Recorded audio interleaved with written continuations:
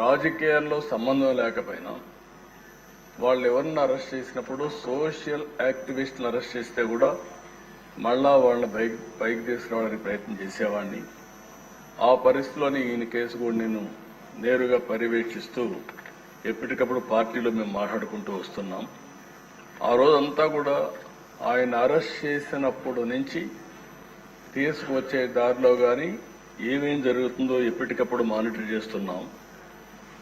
అదే రోజు రాత్రి 5 ముసుగులో వచ్చి ఎంపీ పైన విపరీతంగా, అంటే పోలీస్ కస్టడీలో ఉండేటప్పుడు పోలీసులు వాళ్ళ దగ్గర పెట్టుకున్న రాత్రిలో ఈయన పైన దాడి చేయడం అనేది, పోలీసులు ఇలాంటి తప్పుడు పనులు చేయడంలో ఏ విధంగా మనసు వచ్చిందో నాకైతే అర్థం కాలేదు. కాళ్లు కట్టేసి టిపికల్ గా లాఠీలు రబ్బర్ బెల్ట్ తో 5 దఫాలుగా, అంటే ఆ రబ్బర్ బెల్ట్ కూడా ఆయన చెప్పినది ఆ రోజు నేను విన్నాను. అప్పుడే బైపాస్ కూడా చేశారు. అరికాళ్ల పైన, ఆ కాళ్ల పైన కొడితే అది ఐడెంటిఫై చేయలేదు. ఈవెన్ డాక్టర్స్ చేసినా కూడా ఐడెంటిఫై చేయలేరనే ఉద్దేశంతో విపరీతంగా కొట్టి రాత్రంతా కూడా ఇది చేశారు. అప్పటికే హార్ట్ సర్జరీ అయింది. గుండె మామూలుగా సర్జరీ అయినప్పుడు కొంచెం ఇబ్బందులు కూడా ఉంటాయి. అలాంటిది మంచం మీద ఎక్కి రొమ్ముల పైన కూడా ఎక్కి విపరీతంగా కొట్టి తీవ్రంగా హింసించారు. వాళ్ళు హింసించిన విధానం మీరు చూస్తే ఎక్కడికక్కడ మంచం కోళ్లు కూడా కింద నుండే కాళ్లు కూడా ఇరిగిపోయే పరిస్థితికి వచ్చాయి. మామూలుగా అక్కడ సిఆర్పిఎఫ్ సెక్యూరిటీ ఉంటుంది.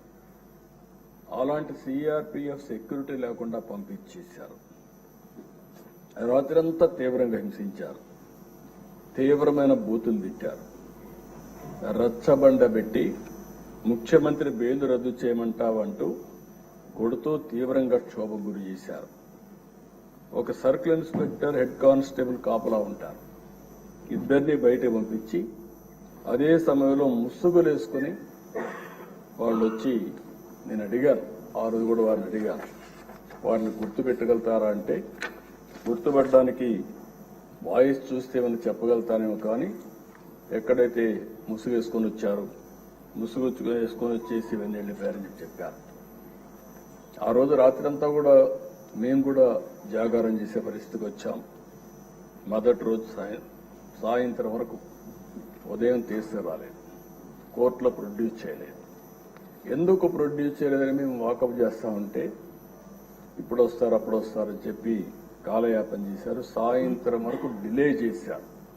అంటే రాత్రంతా హింసించారు కాబట్టి ఆ దెబ్బలు కొంత నొప్పులు తగ్గిన తర్వాత ఐడెంటిఫై చేయకుండా ఈయన నడవను కూడా నడవలేని పరిస్థితిలో ఉంటే కొంత సమయం ఇస్తే నడుస్తాడనే ఉద్దేశంతో ఆ రోజు 5 గంటలకు గుంటూరు కోర్టులో హాజరుపరిచారు.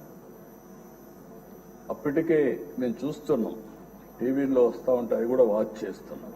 మనిషి కుంటుకుంటూ నడుస్తున్నాడు. అంటే ఏదో జరిగింది అనేది వాచ్ చేసుకుంటూ ఉన్నాం. అక్కడి నుంచి ఎప్పటికప్పుడు మేము ఏం చేయాలనో లాయర్స్తో ఎవరితో మాట్లాడుకుంటూ వచ్చాం. మళ్లీ వాళ్ళు చెప్పింది, వారే వచ్చి చెప్పింది, కస్టడీలో కొట్టిన విషయం కోర్టులో చెప్తే ఈ రాత్రికి మళ్లీ మా కస్టడీకి వస్తావు, అక్కడ చంపేస్తామని బెదిరించారు.